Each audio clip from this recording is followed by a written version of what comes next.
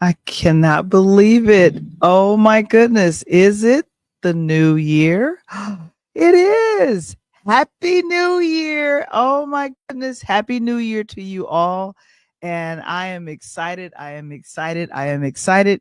It's Val the Voice Johnson with another edition of Interludes Extra Presents Talk on Tuesdays. My goodness. I don't know how your 2025 kickoff was, but mine was fun. I'll share a little bit about what happened, but definitely, I really had a blast. And I don't know about you guys, but I am excited to be here and to let you guys know that you are here. It's our very first episode, what, of the year. What? Can you believe that? It's the very first episode of the year of Interlude Section Presents Talk on Tuesdays. Man, oh man, we're so excited to see you guys. And of course, Coach Tony will be joining me in a little bit, but like I said, I am going to be doing my thing.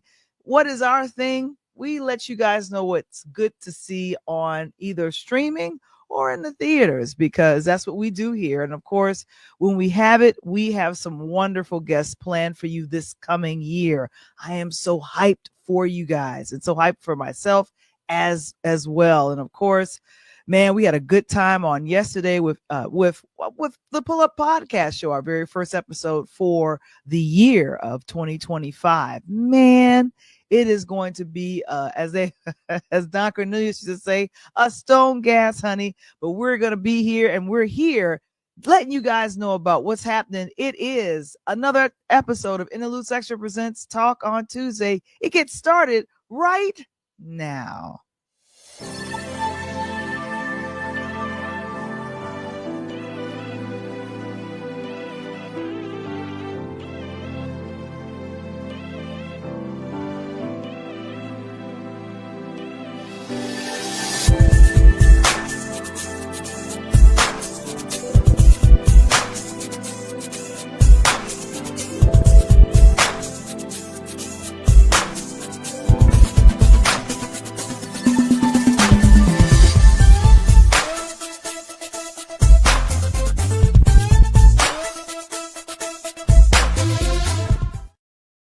It's another edition of Interlude Section Presents Talk on Tuesdays. This is your voice. This is your host, Val the Voice Johnson, and happy New Year. I wish I had one of those like jiggler things you would do that to let you guys know. We're excited that you guys are joining us on this evening, the very first, it's the first Tuesday of the year and our first episode of the year. My goodness.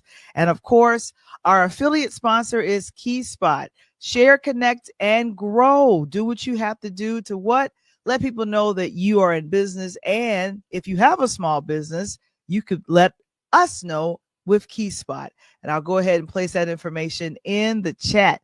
Oh my goodness, so good to see you guys. But I want to go ahead and stop sharing. Last time we were here, I was letting you guys know that my Aunt Gloria had transitioned probably a couple of days before Christmas. But what we decided to do was to give her an awesome homegoing. And when I say an awesome homegoing, I mean it was a really good time with family, a good time shared with friends. And I'm going to just go ahead and tell on myself, but I wanted to go ahead and share this particular photo, which was taken back in the 70s.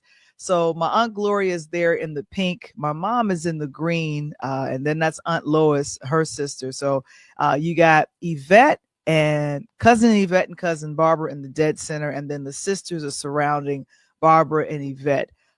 This was taken a while back. And I don't know if you guys recognize this, but this little person standing under my Aunt Lois, that's me. You see me? I think I was about 6 or 7 years young. I don't know, but that was back in the day. And so I just wanted to just share some of the family. But this is what the family is looking like now. We got a chance to celebrate my cousin's birthday, Freddie. He's now trumping in the 40s, which is wonderful. And of course, those are some of my first cousins. Love them to pieces. It was good being able to transition from celebrating a life that we no longer have physically with us to celebrating someone's another rotation around the sun. So we really had a good time. We really had a good time. And of course, there's my fashionista cousin. She prefers to be called Philly. That's her nickname out here in these streets. And then we got a chance to share a little bit more. And of course, those are just a lot of my family and friends that I was just so happy to see over the holiday. Didn't like why we came together, but I'm so grateful that we got a chance to do that. There's dancing videos and all the rest of that, but I'm not getting into all that. We're not doing the dancing videos. In fact, I can't do that for copyright reasons. So there you go.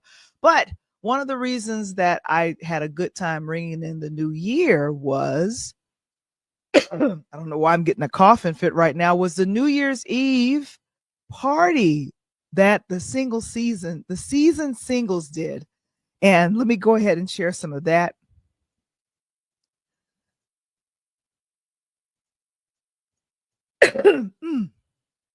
Boy.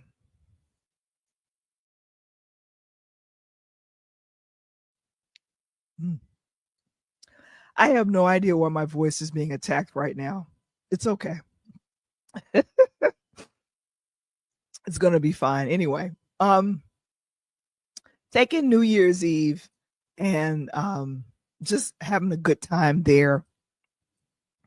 And of course, I did a wonderful, what do you call it? For the New Year's Eve party, I went ahead and did a comedy show that I wanted to share a little piece of it with you guys. Now, I know you guys are thinking, is Valerie into stand-up comedy? Yes, I am. I definitely get a chance to do that. There's Teddy, good to see you, of course. And of course, just some other folks that were there. We just really had a good time. And so let me go ahead and share with you the comedy routine that I did for New Year's Eve. You guys let me know in the chat if it's funny, because I think it's hilarious. Here we go. Started this year a sports podcast called the Pull Up Podcast Show with Coach Tony Thompson. Go ahead and give a round of applause for that.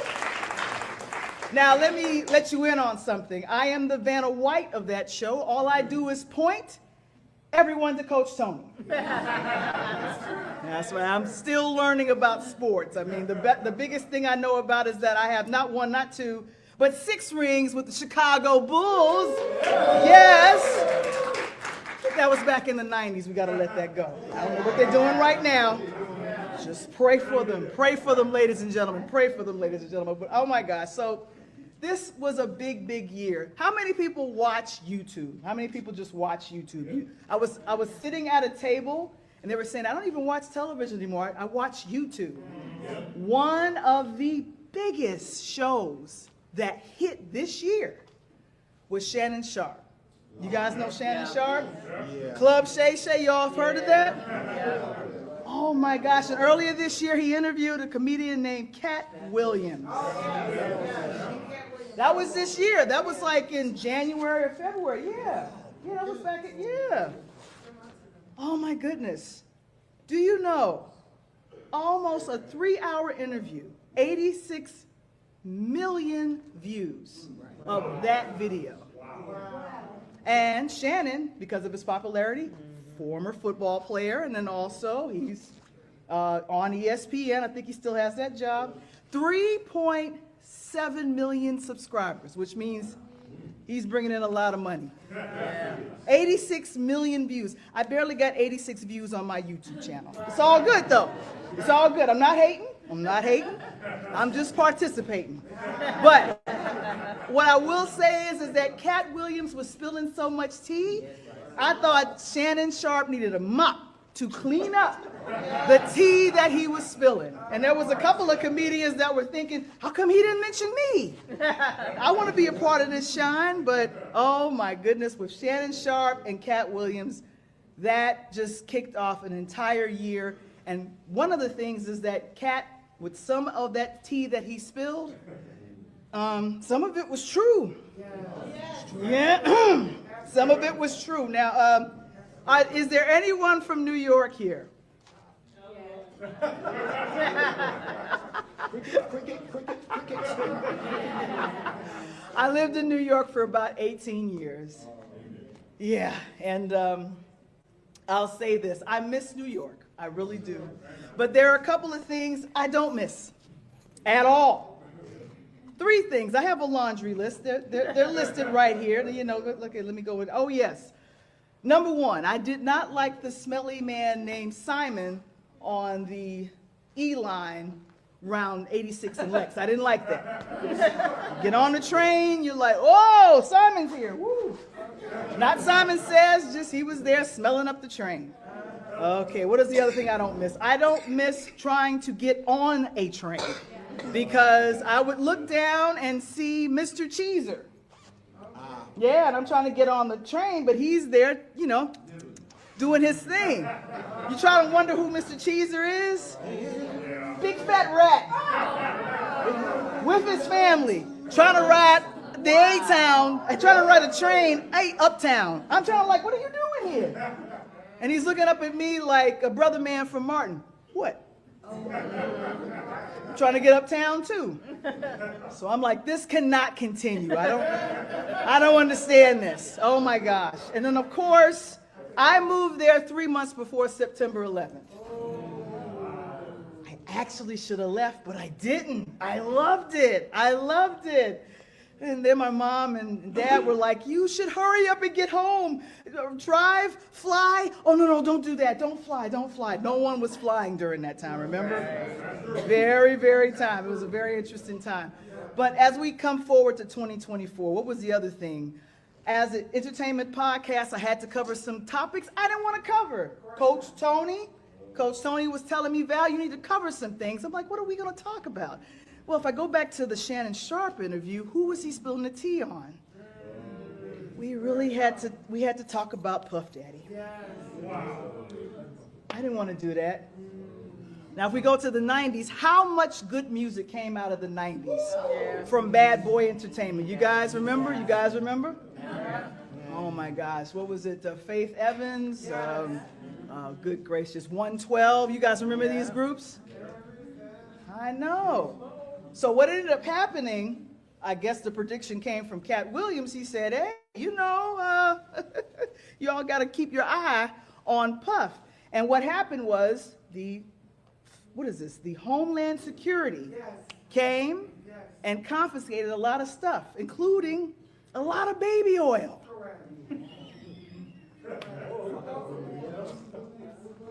You're a singer and a producer. Why do you have baby oil?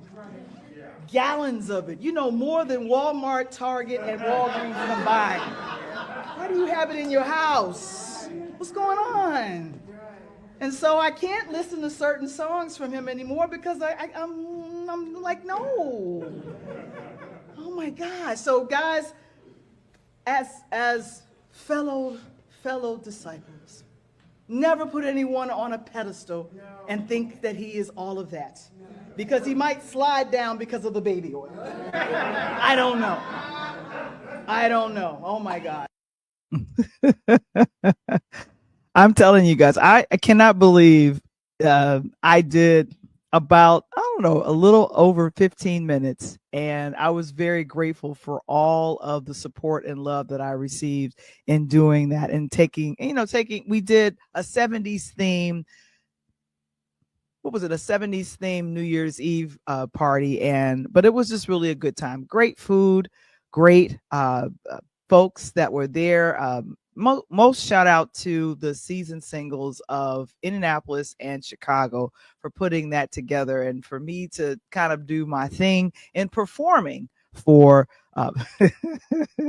performing and doing some comedy. And to me, doing this podcast is a lot of comedy because I never know exactly what and who I'm going to be covering. That's exactly how it rolls. And thank you so much, Kevin. He says the baby oil bit was funny. Thanks to Jury O'Neill. She's the one who encouraged me way back in 2020 that, hey, let's do something where you are celebrating and doing something that if you've always thought about doing comedy, this is the perfect time to get started when no one is going out and it's the pandemic.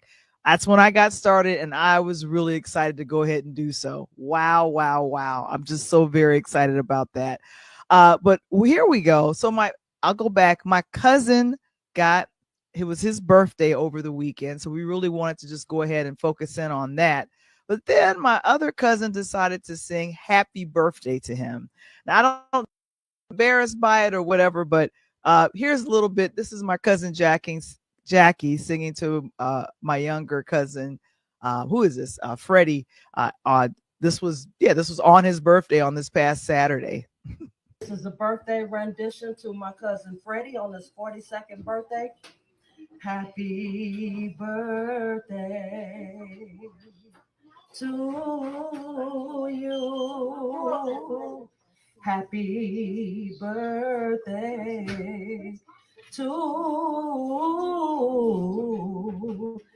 you. Happy birthday, my dear cousin Frederick. All right. Happy birthday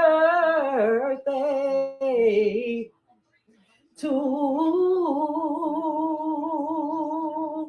you and many more. It's always good to be able to sing happy birthday to people, especially when they're here. So that's just how I feel. That was just really cute. And she wanted to make sure that that she knew that her little cousin was loved. I mean, it's seriously just that simple. Now, let me keep going. And I want to go ahead and transition real quick before I get to our review of Luther Vandross's Never Too Much. I don't know if you guys checked out the Golden Globes, but I did. I watched a little bit of it. I didn't watch the whole thing like I normally do and normally cover it. We had a brand new host. This was Nikki Glasser. She's a comedian. So, of course, if you got to know how to tell jokes and keep the things going, I think if I was to give her a grade on how she opened and how she entertained throughout the night, I'd give her a B+. I loved her outfits that she changed into, and I think the funniest bit that she did, just like I did the funny bit on Baby Oil, was about how many times people mentioned the cast and crew in their thank yous. That was really funny. God was not mentioned at all. And Mario Lopez was mentioned once because he was sharing tequila with the nominees and some of the winners before the award show. The Golden Globes is the foreign press, and of course, a lot of winners walked away. Some that haven't won in a very, very long time. Now, I always have a little issue with the Golden Globes because sometimes the diversity is not there, but they did award a lot. Amelia Perez, I think that was the big winner, along with Shogun. These were the two things that were the big winners. But one of the winners that I was happy to see, and I didn't realize this, and I love Kerry Washington here with her very beautiful hot pink as one of the presenters there. Ali Wong won for Best Comedy Special. Now, she was up against Jamie Foxx's What Had Happened Was and a few other great comedians, but she recently became single and made it an entire comedy special. I'm a huge fan of Ali Wong. She was also in one of my favorite Netflix series last year called Beef. So she's very talented. And of course, you know, as much as I wanted Jamie to win, I'm always down for the ladies winning. So congratulations to Ali Wong for her Golden Globe win for that. And of course, a couple of other winners. Demi Moore, someone that has never won or has never been nominated. And in her acceptance speech, something that stood out to me was how she was told that she's just, an actress that's just for this. And she thought it was pretty much done for her. Ladies and gentlemen, I believe Demi is in her late 50s, early 60s. It's never too late for you. Never, ever in life. So let this be a lesson to you. So I'd say congratulations to her win for Best Actress. But I'm just saying, I didn't realize that some of these folks had never won. And so congratulations. And like I said, I think Nikki did a great job in hosting. And so she probably will come back. She got a chance to talk with Howard Stern on yesterday about her experience with the Golden Globes. And she said that it was a pleasant experience. They've had other hosts that really roasted the audience. Nikki didn't have that style at all. So congratulations to you. And I hope you come back. I hope you come back. The Golden Globes, it's streamed on CBS. So if you want to see it, you have to go to Paramount Plus to check it out. Oh my gosh. Well, you know what? We'll be back with our review of Never Too Much. And I got some questions for you. What are some of your favorite Luther Vandross songs? I know I got mine. I want you to see if you have yours. All right. So we'll see you back in 30 seconds. Here we go. Are you a small business owner looking to grow? Introducing the KeySpot mobile app. I'm Cynthia McAllister, owner of the IT company Quality SAP. Since 2016, we have been supporting small businesses and help them promote and share their businesses, services, and events across the country. KeySpot is more than just an app. We are a network providing community. KeySpot, connecting communities and supporting small businesses.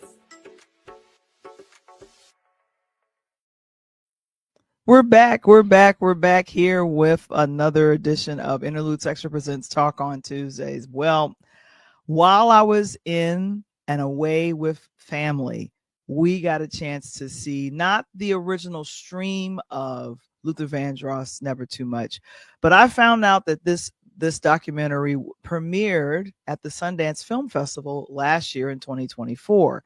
It got released at theaters in the summertime, and now it's streaming currently on CNN.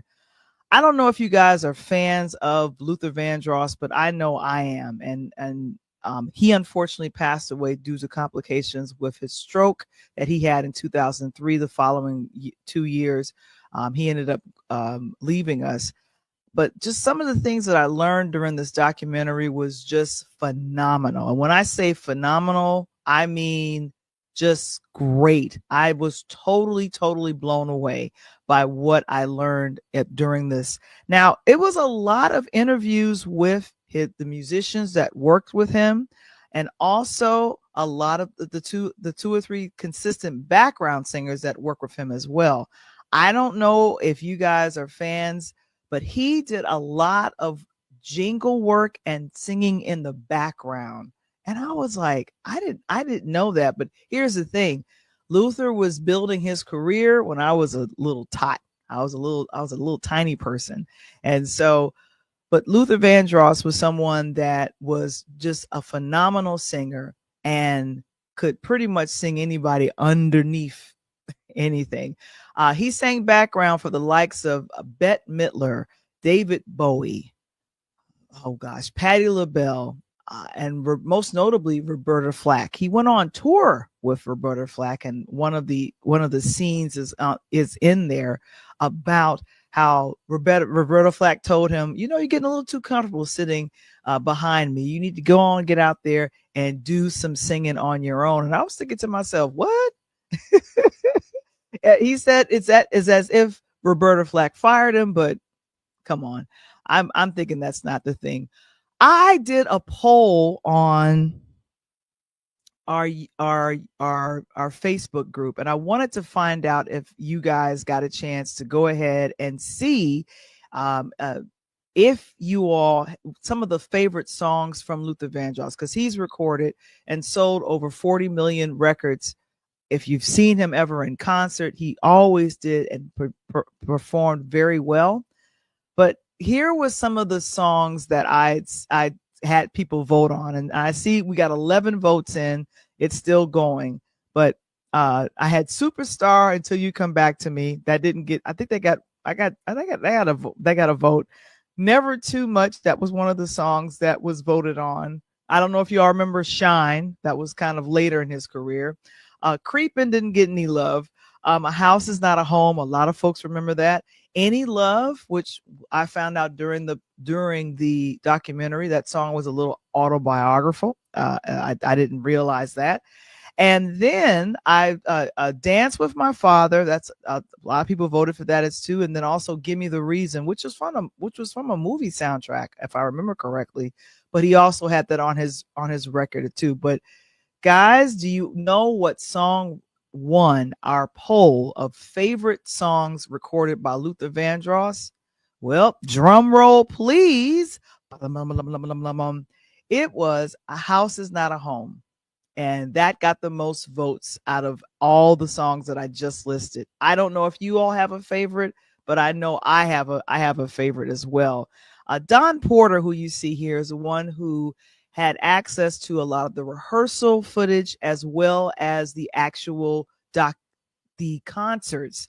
And to hear Lisa Fisher and the other background singers literally talk about how, and I want to call it precise, Luther was in training them and how he wanted things to be. If I don't know if you've ever listened to a lot of the songs that Luther has recorded, but a lot of his music, you hear those backgrounds and it's like a sympathy. And I was really I want to call it entranced with some of his songs. Some of his songs got me through some rough, got me through some rough heartbreaks. And I was like, oh man. But I think congratulations to Don Porter for doing such a great job.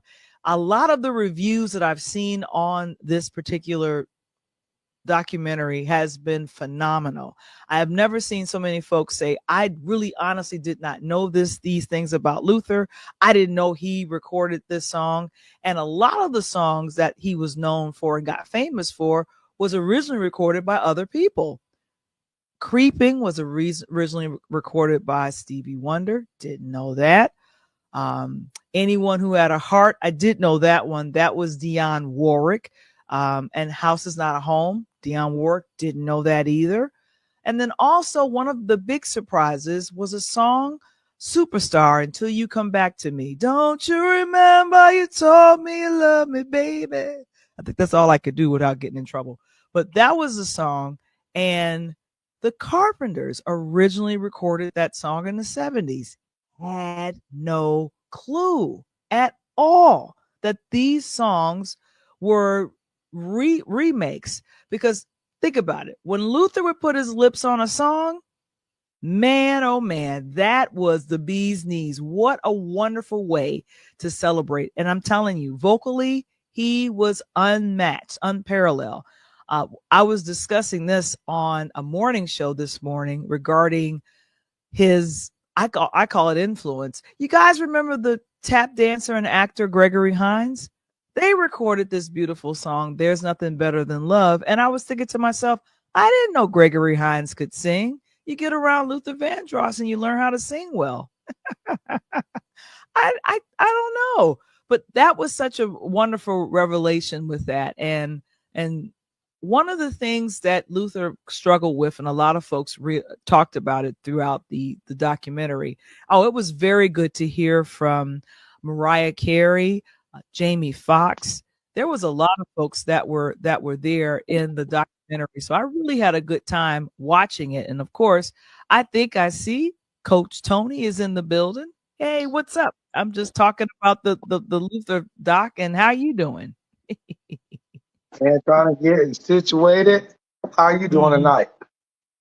I'm doing great. I was going What's into up, Springer? you missed my comedy routine that I did. I was showing a little bit of the comedy routine a little earlier, and so I talked about doing that and how nervous I was, but people were very, very funny. And then of course, Kevin Springer says, the baby oil bit was funny, and he says thanks for sharing your work. Well, you know what that means? When you said you was nervous. So I always tell my players, and I've always been told, that means you were ready. When you get ready to go do something, if you're not nervous, even a little slightest bit of nervousness, that means you're cocky. And if you're cocky, that means you're overzealous. You're probably not going to do it. But when you got a little nervousness in you tend to settle down and do awesome. So I'm sure you did well. Yeah. Well, thank you. Thank you so very much. I did a joke regarding, what was this?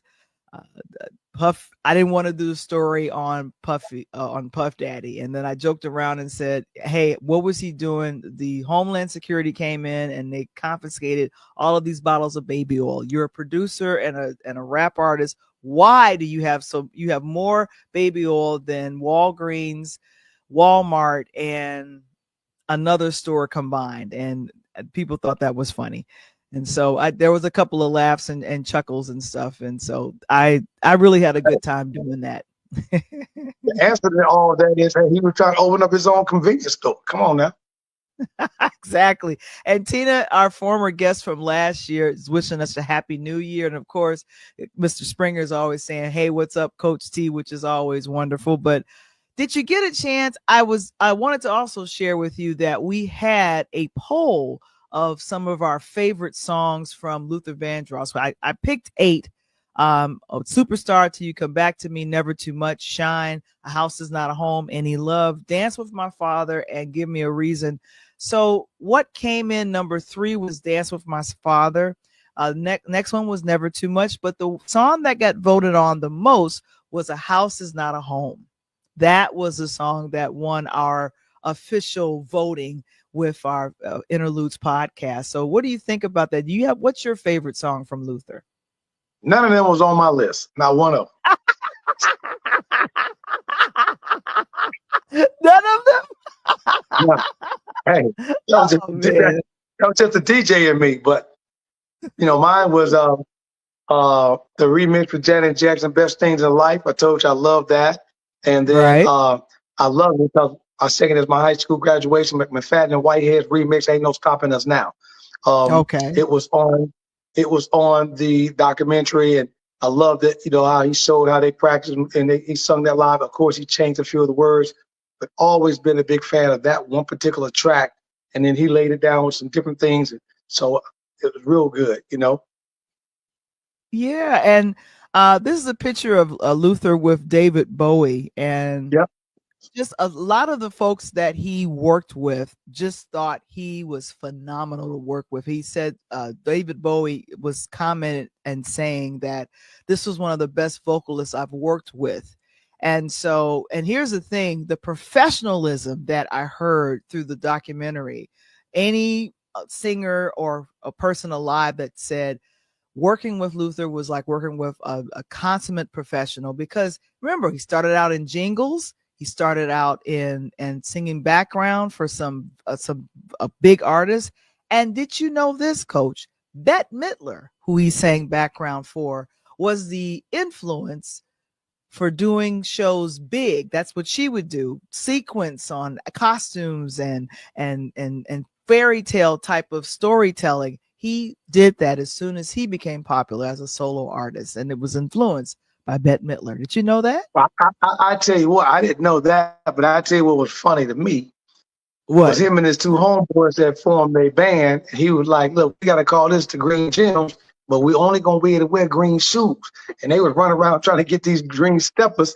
And at that time, when his homeboy said shoes cost $23, you talking about 1960 something. So my mama ain't give me no $23 to go get no shoes. But he said Luther came to the house and his Spanish was so terrible. The mama said, here, boy, take this $25 so you quit talking to me. Oh my gosh. Tina says she was blessed to meet him when she was a youngin'. What? Oh, wow. Okay. Tina know everybody. How was that, Tina? I know. What a wonderful thing to be able to meet Luther. And if you have ever seen him, I got a chance to see him, Val, when he came to Chicago. I got a chance to see him at the Regal. Oh, you did? Oh, wonderful. Yeah, got a chance to see him at the Regal on 79th Street, baby. And how was his performance there? Oh, it was great live. I had never seen him, and again, it was so funny because, now listening to him in real life, got some of his records, listening to the documentary, he never wanted to be an R&B person. It wasn't until he sang background for Roberta Flack and all that, and she kept saying, you're standing in the background too much. Your voice is too wonderful. And then he jumped out, of course, he performed his own band, the Vandrosses, and they did terrible. And but he just didn't stop, and he continued to do it. And then he went back singing background again. And then at 30 years old, He dropped that album, boom, boom, boom, boom, boom, boom, Yeah. boom, boom, boom. And that was his verse. That was his first single, and I think that's why the documentary is called "Never Too Much." Yep. Marcus Miller, who played bass line on that, Yep. to hear his interview and talk about, well, oh, we're gonna do this, okay, and so he was just kind of rocking with it, like, okay, we're gonna go with that. And did you know the company that he ended up going with, like, turned him down several times? Yeah, I mean, but again, it goes back with me and you were talking about valuing things I'm doing, working with the Rise, right? You know, you're gonna get those 3, 4, 5 no's. You just got to keep at it. And if you put yourself in the right space and they see you doing it, then they already know they've reached out and you've reached out to them. They're gonna want to get you first because they know that now somebody else is gonna be looking at you. Exactly. And I'm thinking to myself, like, this was the struggle throughout his career, that when he became a solo artist, and I think he was with Epic Sony. Now it's Sony Music. They did not promote him, and they weren't using the budget, the A&R budget, to promote him so he could be a crossover artist. They literally regulated him to R&B. Now, think about this. It is don't let anyone tell you this. And now they might have joked around in a song, Diss and Hammer, you know, you crossed over and whatever, but it's everyone's dream, especially in the recording industry, to cross over to a larger and bigger market, because pop, because here's the thing, you're going to sell more concert tickets and definitely more records. And to me, that didn't make sense for the record company to regulate him to just R&B, because you are lessening your sales by not expanding out to, you know, the pop artists. Like, why didn't you spend the amount of money if you spend it on David Bowie, all this money, why can't you spend that same amount of money on Luther? Right. Now, and the crazy part about it, and now fast forward and look, Val, you don't have to worry about being pop anymore because all the genres go, right? And this is when I say facts, it's facts. Today's artists, they do concerts, but look who's in the audience. It's not our young African American boys and girls. You know, we still as parents, we don't believe in giving our child no damn $300 to go to get no. You better wait for that album come out or wait to the YouTube. You can see it on YouTube. You know, so unfortunately, it's going to be white America. They're the ones when they go. A perfect example. My favorite artist is Nas, right? And you know, you and I talked about that a few weeks ago when he came up on his 30th anniversary that I sent you. Well, look where he went: Belgium, Hungary, London, Paris, France. You know, Australia. That's not us. That's not us coming to those concerts. And they were packed out top to bottom. And when Luther was coming through this, I remember him sitting down and they asked him, was he frustrated? And he said, yeah, I'm frustrated. You know, and they said, why? He said, I'm frustrated because I got stuck in the same space. And it wasn't until I was able to open the door to get out of the space, because when Never Too Much bounced out, and he was 30, 31 years old, it took him 11, 12 years from 17 to 31, 32 to really get his act together. And he was trying to become a different kind of artist.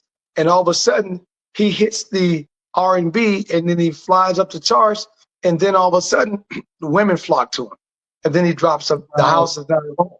And when he dropped The House Is Not a Home, then they started thinking about he was a ballader, right? He's like, I didn't want R&B or to be a ballader.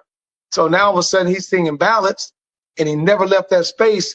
And then all the women started flocking to him. Then his secret came out that he really wasn't looking at them. Now, I think now here's a picture of part of the cast, and then of course Don Porter, who directed and gathered all of this wonderful, great footage, rehearsal footage, as well as concert performance footage, and then of course interview footage. I was just before you came on, we were talking about a lot of times he was interviewed about his weight. It would go up and it would go down. And they said one of the background singers that used to sing with him, Lisa Fisher, she said that, you know, when he would get stressed out, he would eat. And with the thing of it is that it wasn't drugs. It wasn't, any other type of addiction. It wasn't alcohol. It was food. And that was something that he struggled with. And I was thinking, why are they asking him about his weight? Like if he's heavier than he normally is, or if he lost weight, oh, you look good. If he gained the weight back, let it go. Why can't we talk about, you're here to talk about a new song or a new record, or you get ready to perform. Well, you're not going to do that, Val. As well as I do. And let me give you one person's name with one letter. We don't ever talk about a last name. Let me give you one name, and you're gonna be like, "Oh yeah." Who fits that description that you just gave as a female? Oprah Winfrey. Bingo, Oprah. She's on that roller coaster, and then Oprah just got to the point. She said, "Forget it, and I don't care." But then she bought in Ozempic, right? Then she bought in the Weight Watchers. So when we're looking at that stuff and looking at Luther, I got to get you to watch this other documentary. It's called Behind the Scenes. It's a behind the scenes documentary of what you and I saw. And he said that even though he had the food addiction, it really wasn't the food. What was going on is that he would frustrate himself sometimes, for the simple fact of the matter was he felt for so many years he was singing to satisfy the public. But the songs and things he was putting out wasn't really the songs he wanted to sing. He was really wanting to be in a completely different lane. But every time he would make like an album with 12 songs on it, and he'll put one of those songs on it in the other lane he wanted to be in, the song flopped when he tried to release it. It didn't do well. But if he dropped another song on the album that he felt that was just okay, and he put an okay work into it, it would be a hit. Because A House is a Home wasn't even the song on the album that he was trying to make a hit. It was a completely different song. And then they started, oh yeah, I forgot about it. Luther's a ballad. He sings ballads. So what's the best ballad on the album? And then when they put it out, the women went crazy. And you got to remember, at that time he was coming through, who was out here whining and crying? Who was the biggest artist that was crying? Teddy Pendergrass. Nope. Keith Sweat was crying. Teddy wasn't crying. Teddy wasn't crying. Teddy was yelling at you. Hey, take it off. Get the show. Teddy was, Teddy let you know. You got what I want. Yeah. Barry White. Barry would tell you the story, but Keith was out here, damn, and Keith was crying. And so it was at that 88, 89, once Luther got clicked and he got going, then he cut his own lane. The good thing about it is when they asked him, well, how were you able to get back into the pop lane where you wanted to be? And that goes back to what you and I were talking about. He started to get himself involved in movies. And the movies dictated the soundtracks. Best Things in Life Are Free with Janet Jackson. Stuff like that. Ain't No Stopping Us Now. McFadden and White had the remix on the Car Wash. So he started getting involved in movies. Then he was able to release some of the music where he originally was trying to get to in the beginning, which is nuts. And like Tina just said, Clive Davis. Clive had a lot to do with it because at that time, he banked his money on who? Aretha Franklin, the Supremes, Diana Ross, the Jacksons. They were all hot. They were dying artists, right? Because we're getting to the late 80s, early going into the 90s. They were kind of dying out, but Clive was still making that money. Right. There was a film that came out in 86 with Danny DeVito and I think Bette Midler called Ruthless People. Give me the reason one of the songs from that particular soundtrack. And I thought with that song, it had crossed over. But here's the thing. The song that did the best for him, and that's when he went over to J Records with Clive Davis and right. and Tina. Oh my gosh, this is Tina. She says, I could take Keith Sweat music. Yeah, but I don't know what you could do with it. But Clive Davis was a gentleman who had him come over when he was starting J Records in 2001. And so he did a song, Dance With My Father. He had been working on it for a long time. And when the song got released and was hitting, he ended up unfortunately having a stroke. He was not able to enjoy his first #1 pop hit that hit in 2003. And to me, that was heartbreaking, since he had been kind of chasing that throughout his career with all of the wonderful music he left us with. But you said it, Val. You hit the key on the, you hit the nail on the head. You physically hit the nail on the head. It was late in his career. I mean, at that time, you were on the downside, right? That is being in Chicago, for those that don't know. And instead of you getting a concert at the United Center, you back on 79th at the Regal. You are on your way out the door. Not that the Regal is not great. It's like being in New York and you get a chance to perform at the Madison Square Garden, but they put you at the Apollo. Yeah, the Apollo's got the name, but it ain't gonna be the Madison Square Garden. You know what I mean? And at that time, he was going through some things, and when he went out, I want to know your comment on this. I remember Wendy Williams got into a big funk with Patti LaBelle, because I didn't know that Patti LaBelle and Luther was almost like best friends, men and women. And Luther had, his whole career, they was trying to figure out and find out what Luther identified with, and he never said. He never physically stated it out of his mouth. He just said, somebody asked him, was he bi? He said, what you mean bi? Like bi-coastal? Like from New York to California? You mean I got houses on both coasts? And it wasn't until he passed that then Patti LaBelle makes a big statement with Andy Cohen, who does all the Atlanta Housewives and stuff review. And he was like, Patti was like, he didn't want to disappoint his mother.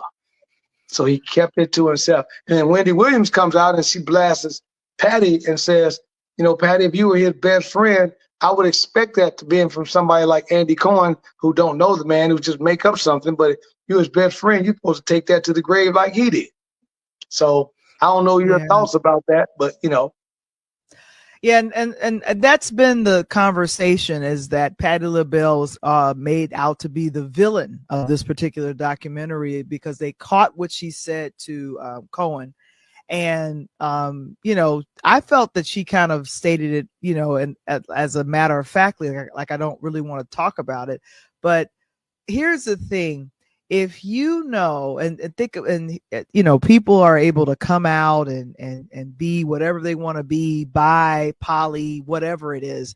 You almost think I'm talking about a science class, but you can do that today. But back in the 70s and 80s, that was just frowned upon. And a lot of homophobic people. And he had his vast majority of his bread and butter was female supporters.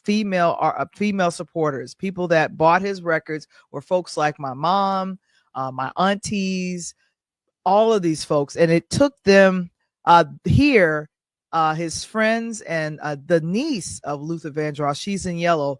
He finally got a star on the Hollywood Walk of Fame in 2014. Yep. And now 10 years later, this documentary comes out, which kind of brings everything nicely together. Really, I see Marcus Miller is in there, and then the other folks that work with him. This is really, really, really important. And I'm grateful that a documentary like this from Don Porter was done, because it broke down just all of the struggles that he went through. And here's the thing, I'm always appreciative of all of whatever stress an artist that I love went through to bring me such great music. Yeah, but the only thing about it, Val, that makes me upset on these documentaries. You just said it. Why do we got to wait until their flowers, they pushing up daisies already, I know. I would love to get these people that like somebody right now, they should be working on Oprah Winfrey's documentary right now, and get them to while Oprah's still chilling, kicking it, working on Spike Lee, what he did, masterful, working on Denzel Washington. We always wait until after the fact of the matter, and then this becomes a topic of conversation. Luther, me as a house DJ, I love everything that Luther dropped house music wise. And I know a lot of people listening tonight probably don't even know some of the house tracks he had. But, he, to me, embellished the situation where he was around two major pop artists at that time. And he was in the middle and still cut his own lane, because he had Michael Jackson to the left, he had Prince to the right. And he still was able to cut his lane. And he had Wine and Keith Sweat behind him, and he still was able to cut his lane, you know. And it just got to me.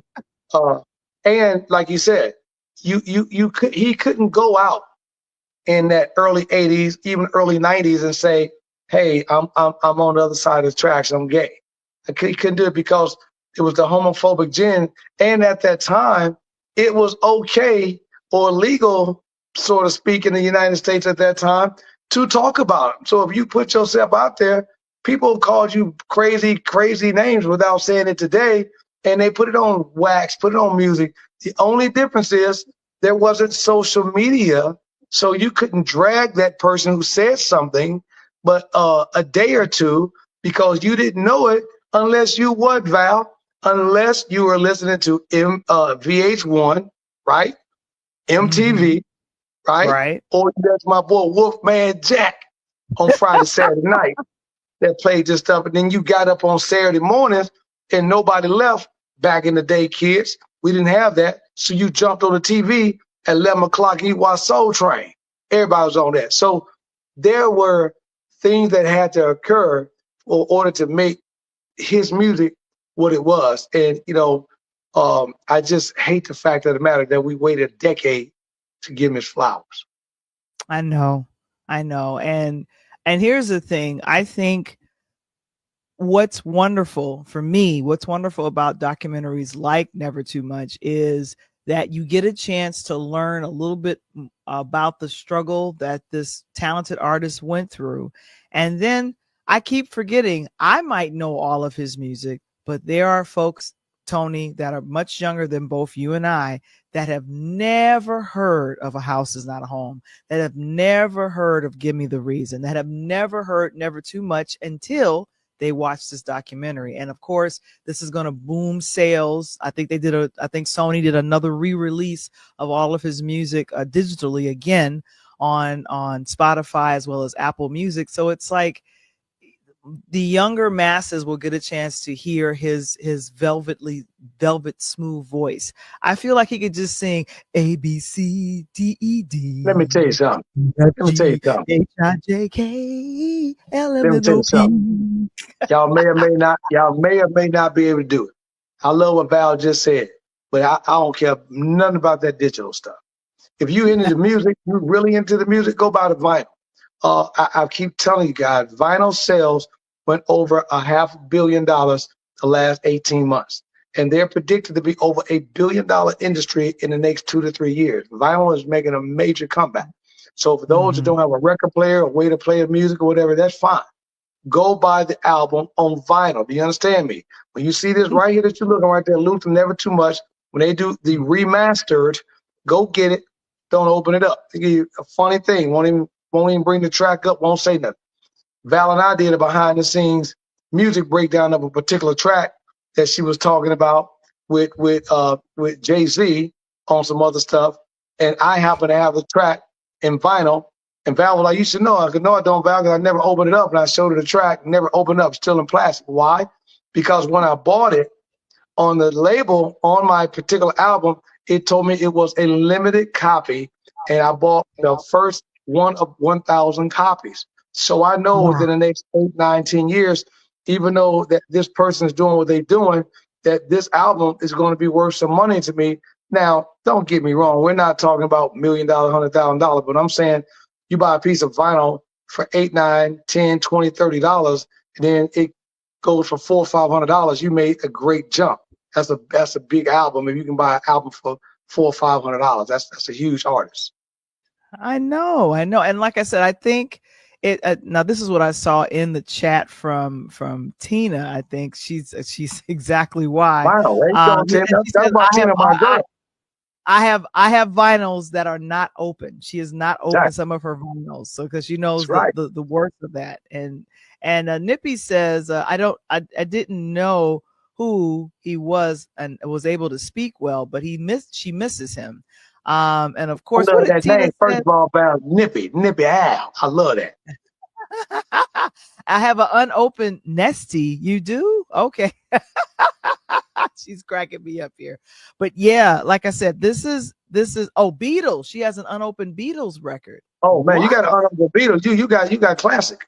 You know, What? and let me tell you something. And I'm gonna top you on that one. Well, I can't top you because it's the Beatles, Tina, but I'm gonna give you one right beside.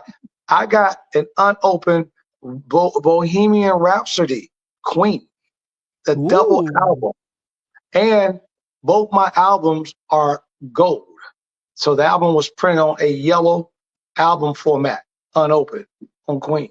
So Wow.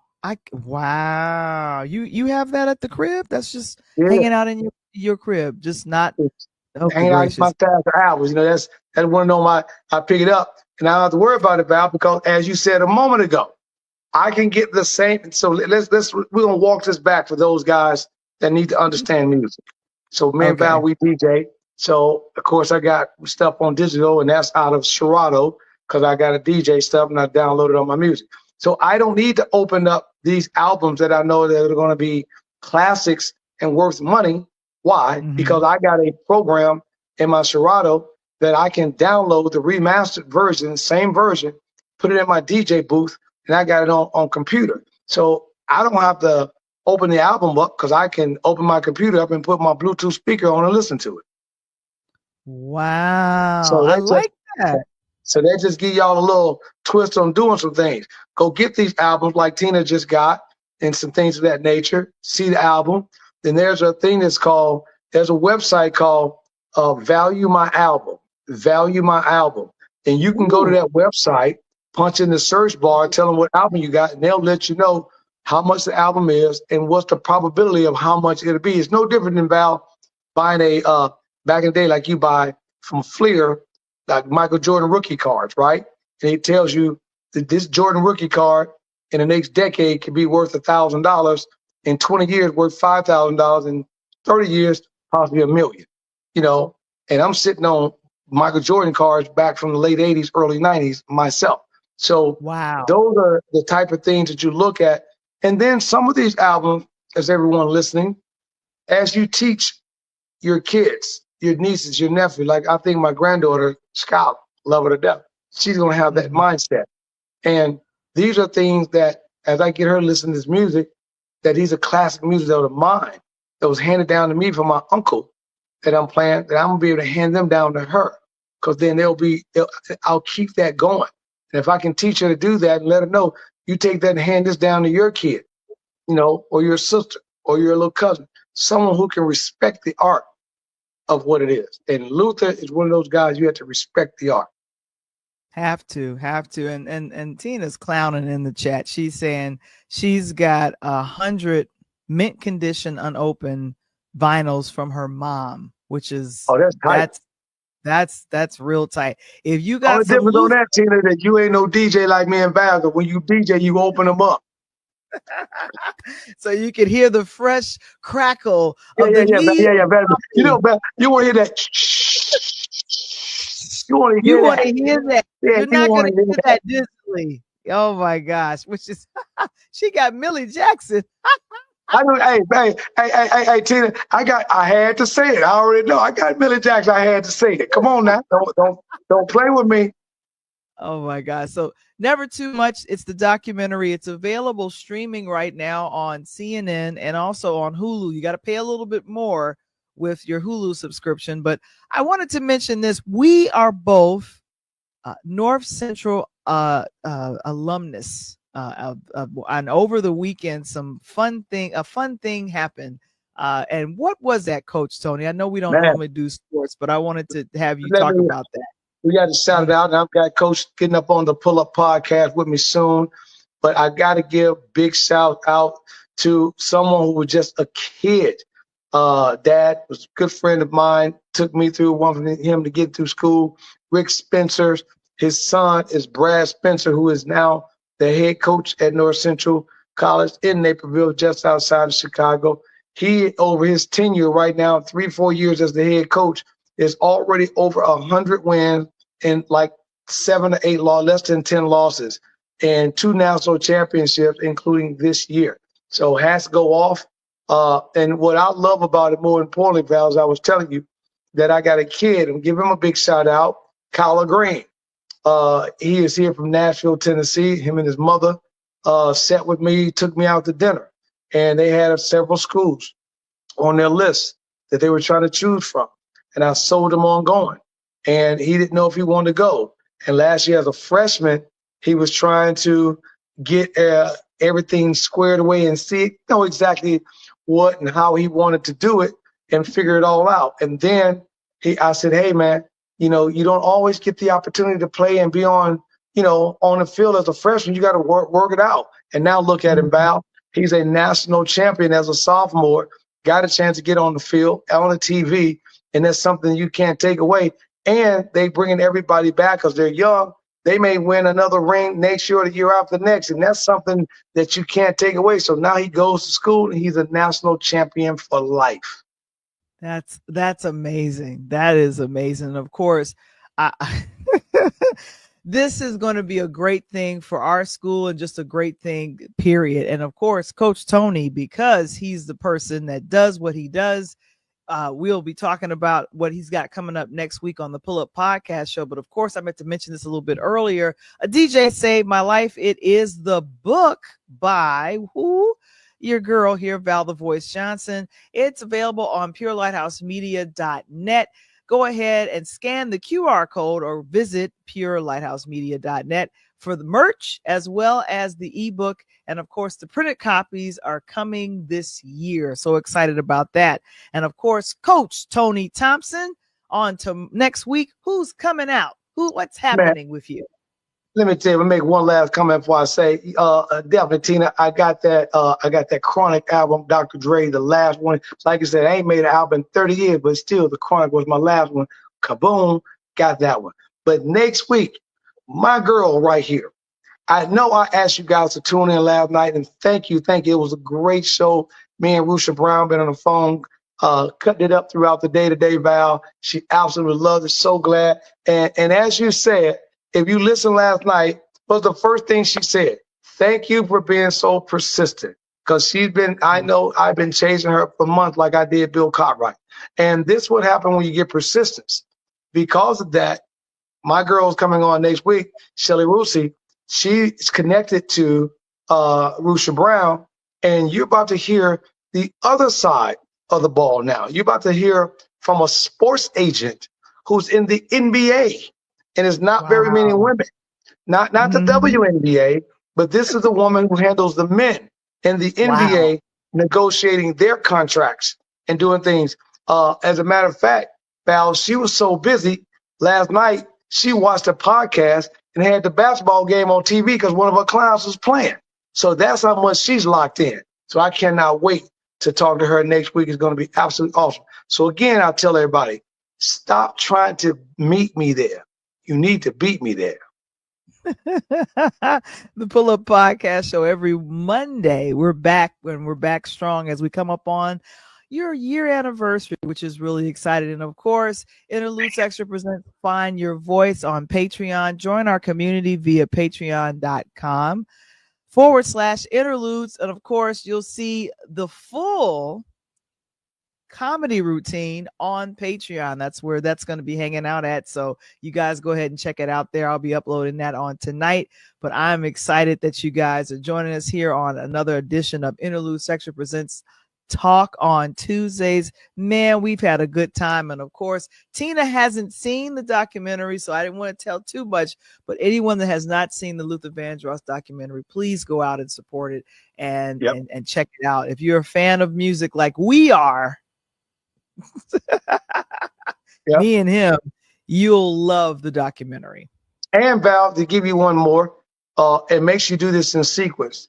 Watch the documentary, then go to YouTube and type in the After Documentary Story. It's called the After Documentary Story, and it talks about the documentary, but the things that were left out of the documentary that they didn't want to talk about. And they put it up, they'll come to YouTube, Val. They don't care. They don't give a damn. They're just going to put everything out there. So go check that piece out. But again, I told Val, and I'm going to give it to you as well. If you are a Luther Vandross lover, go to YouTube and type in Luther Vandross mixtape. I'm sorry, Luther Vandross house music mixtape. Luther Vandross house music mixtape is about 40 minutes long. And they got the best of the best jams in a house music format. And it's one to sit around the house, throw it on, take your vacuum cleaner while you're vacuuming, washing dishes, washing clothes on the weekend. But it's definitely one to listen to. Oh man, like I said, I think one of my favorites, another one of my favorites from Luther Vandross was oh yeah. Well, all Well, all right. Come on now. right. Oh Oh, yeah. yeah. Yeah, that was a chat. Well, all right. That Oh was a my cut. gosh. Hey, let me tell That you, bass line was so everybody's having a party. Come on, man. That was it. gonna be a while till you see him again. Boom, boom, Boom, boom. boom, boom. Yeah. I'll tell Oh, you. bad boy. Hey, I'll tell you. That was I'm telling you, that was an error. And closing note for me was that Luther was that artist to me that was able to kind of get you away from the Michael Jackson and Prince scene. And you had an artist in the middle that had cut his own lane, but his music was really, really good. And Yeah. let me tell you something. Again, I love it. I love all these new kids, but man, nothing's going to beat growing up in the 80s and 90s. Nothing. Nothing will compare to that at all. And like I said, if you haven't seen the documentary, please go ahead and check it out because like I said, I am a fan. And for the folks that have never heard a Luther Vandross song, to see and hear and understand all that he went through to get to deliver that to us, I say it is well worth you checking it out and doing your thing. So I'm just saying we are Two so thumbs up. excited. two two thumbs up majorly. That's what I'm talking about. But of course, we'll see you guys again on next week. Yep. And we'll be doing our thing. And so, of course, as my word and your word, what you say? Peace. Peace.